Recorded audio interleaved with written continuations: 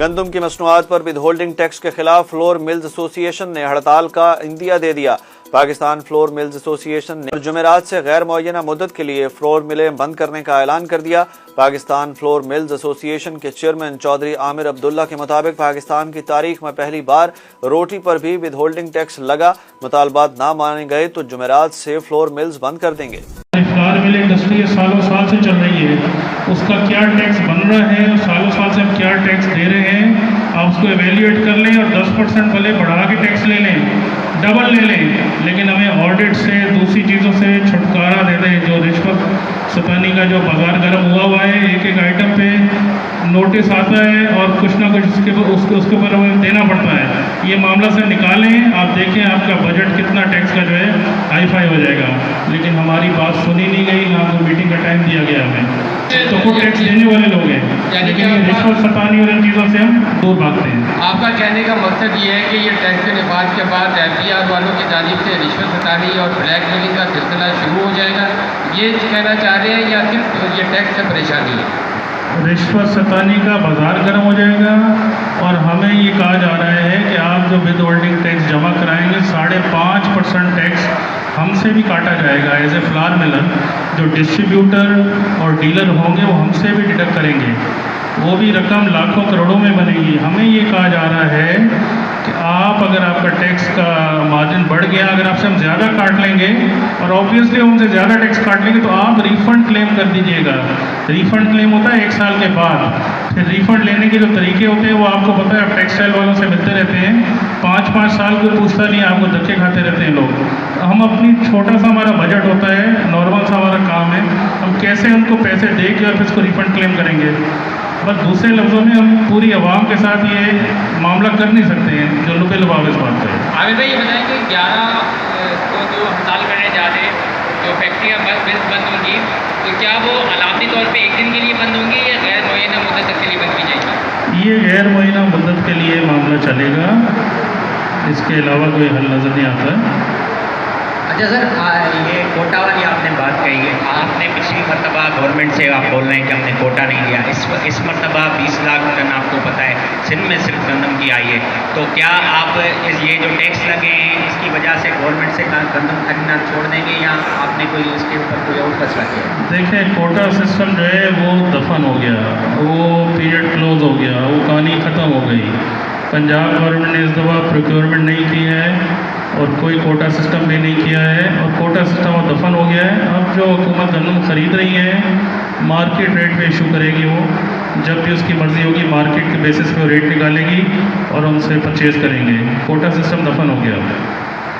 अच्छा सर, वो आपका मकसद, हमारी बात पूछने का मकसद ये है कि वो गंदम कहाँ जाएगी, आप उनसे किन पैसों में खरीदेंगे, टैक्स वाले पैसों में या टैक्स फ्री देंगे वहाँ से? टैक्स तो सर अभी कोई है नहीं ना फिलहाल, अभी तो हम टैक्स पे एहतजाज पे जा रहे हैं। वो तो जब नवंबर दिसंबर में हुकूमत अपने रेट निकालेगी ना गवर्नमेंट के, तब देखेंगे क्या रेट निकलता है उसका, उस हिसाब से हम परचेज़ करेंगे। चाहिए आपसे सवाल ये है कि आपके जो मुतालबात हैं उसको ज़रा वजाहत कर दें कि एक तो ये कि आप टैक्सेस जो है वो भी नहीं देना चाहते, दूसरा ये कि आप टैक्स एजेंट भी नहीं बनना चाहते। आपके मुतालबात कितने हैं और वो क्या क्या है, अगर मुख्तसर बता दें। देखिए, मुतालबात हमारे सिर्फ ये विद होल्डिंग टैक्स जो नया टैक्स लगा इसके ऊपर है। बाकी जो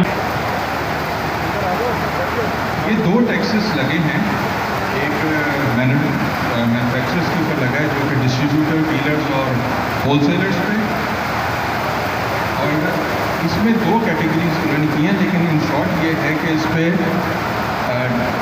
2% और 2.5% उन्होंने टैक्स लगा दिया है ऑन नॉन फाइलर्स।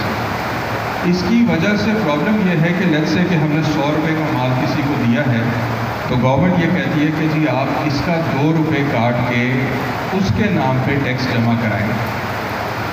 इसमें प्रॉब्लम यह है कि एक तो हमें 102 रुपये में उसको माल देना पड़ेगा और 2 रुपये जब उसके हम काटेंगे वह लेवल तो वो कटवाएगा नहीं, क्योंकि पैसे उसने हमें देने हैं, हमने उसके नहीं देने कि हम काट के पेमेंट कर देंगे।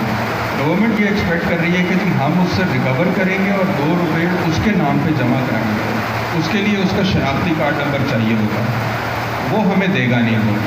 दूसरा सिनेरियो ये है कि बहुत सारी इंटीरियर की या यहाँ की भी जो मिलें हैं वहाँ पे कोई गधा गाड़ी वाला आता है या कोई छोटा रिक्शा लेकर आ जाता है, वो 10 से 20 थैले लेके चला जाता है, वो कभी भी अपना शनाख्ती कार्ड नंबर नहीं देता।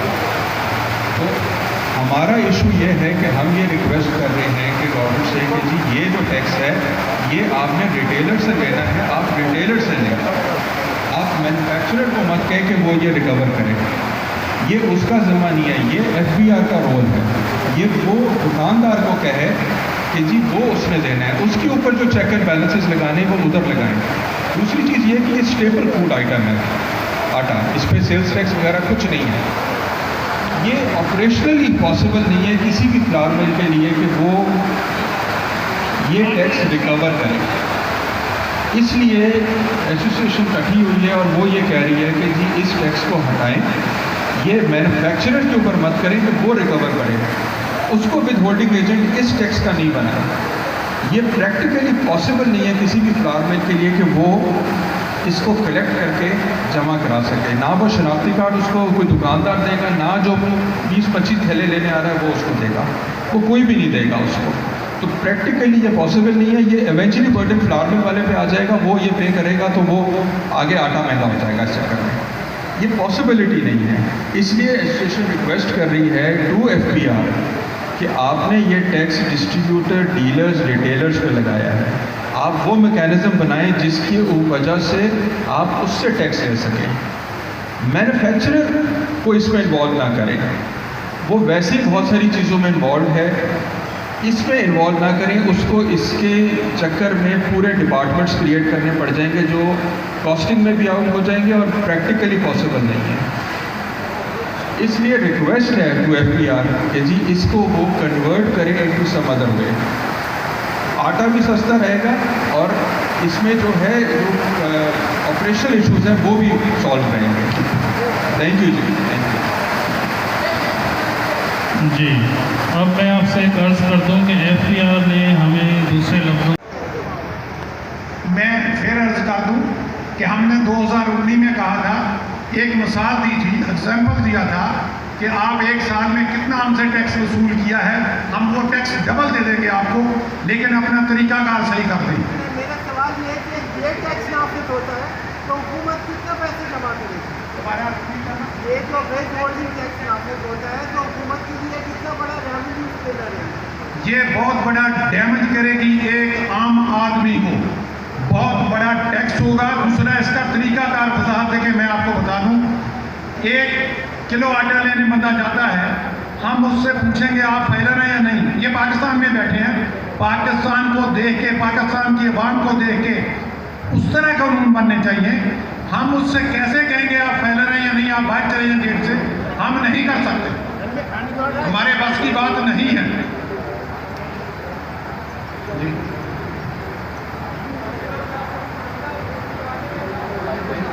1 किलो आटे पे कम से कम 8 रुपए kg का फर्क पड़ेगा। अगर ये सारे टैक्स हमसे लगा दिए, इम्पोज कर दिए गए, 1 किलो पे 8 रुपए बहुत बड़ी बात है गरीब आदमी के लिए। आज देखें यार, मैं फिर वजाहत कर दूं, हम पाकिस्तानी हैं, पाकिस्तानी बन के सोचें, टैक्स तो एक गरीब आदमी पे लगाया जा रहा है, वो टैक्स जा कहाँ रहा है ये भी कभी किसी ने सोचा है आज तक? तो गवर्नमेंट आपको ना लगा, आपको ना एजेंट बनाए, तो मज़ाकरात की टेबल पर रखने के लिए आपके पास क्या मुतबादिल है?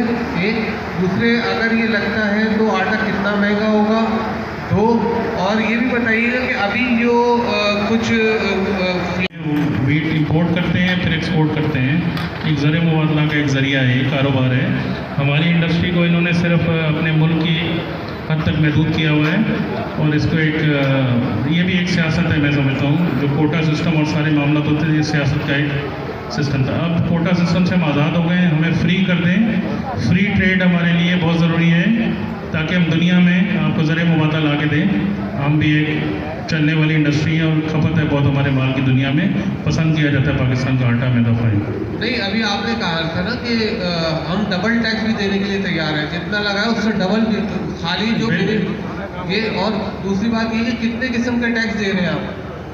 देखिए, हमारे ऊपर टर्नओवर टैक्स चलता है। रज़वान साहब, अल्हम्दुलिल्लाह हमारी इंडस्ट्री पहले भी टैक्स देती थी, अब भी दे रही है। ये हमने 2019 में गवर्नमेंट को ये बाबर कराने की कोशिश की थी। हम पाकिस्तानी हैं, पाकिस्तान की खिदमत कर रहे हैं। हम जो टैक्स दे रहे थे उस टाइम पे, आप कैलकुलेशन कर लें, उसका डबल टैक्स देने को तैयार हैं, लेकिन अपना तरीकाकार सही कर लें। आज भी क्या हम टैक्स नहीं दे रहे? फी फ्लोर मिल कम से कम 2.5 करोड़ रुपया सालाना जो टैक्स अदा कर रही है, क्या 2.5 करोड़ से हम 5 करोड़ देने को अगर तैयार हैं, गवर्नमेंट लेने को तैयार नहीं है।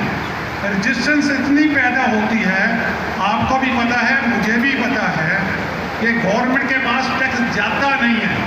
हमारी सोच ये है गवर्नमेंट के पास टैक्स भी जाए, और ख़ासकर यार हम लोग, आप लोग सब पाकिस्तानी हैं। पाकिस्तान की आवाम आज कहाँ खड़ी है? पाकिस्तान की हुकूमतें कहाँ खड़ी हैं? आज पाकिस्तान का क्या हाल हो रहा? हम इस गरीब आदमी की फिक्र में आज इकट्ठे हुए हैं। हम तो टैक्स पहले भी दे रहे हैं, अब भी देंगे। इनका से डिस्ट्रीब्यूटर से टैक्स कलेक्ट करके एफबीआर के अकाउंट में जमा कराएं, जो कि एक नामुमकिन सी चीज़ है। हम अपना कारोबार एक सीधा तरीके से कर रहे हैं। हमारे ऊपर 0.25% का टर्नओवर टैक्स है, जो सालों साल से चलता आ रहा है, ताकि उससे रोटी भी सस्ती रहे और एक्स्ट्रा बर्डन आवाम पे ना पड़े। ये सब मामला हम किसी सूरत नहीं कर सकते। जो गवर्नमेंट ने हमारी जिम्मेदारी लगाई है, ये बर्डन नहीं ले सकते। हम टैक्स ऑफिस नहीं बना सकते अपनी मिलों के दफ्तरों को। हमने अपना जो काम कर रहे हैं वो काम करने दिया जाए, और ये बर्डन जो लेता है, जिसका काम है वो करे, एफबीआर करे, रिटेलर पे, डिस्ट्रीब्यूटर पे फिक्स टैक्स लगाए, जो भी करे इसका काम है।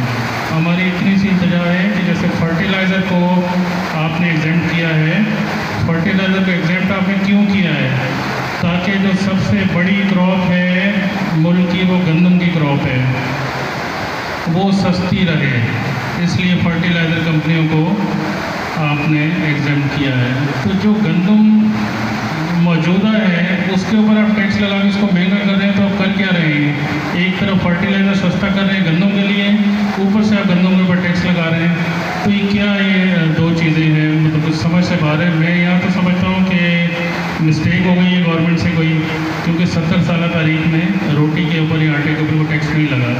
मैं अभी भी ये समझता हूँ कि गलती हो गई है, उस गलती को सुधार लिया जाए, और इस सिस्टम को जिस तरह पहले चलता था उसी की तरह से कर दिया जाए तो बेहतर रहेगा, वरना हम अपना कारोबार इस तरीके से चला नहीं पाएंगे। ये सूरत हाल है। आपके सवाल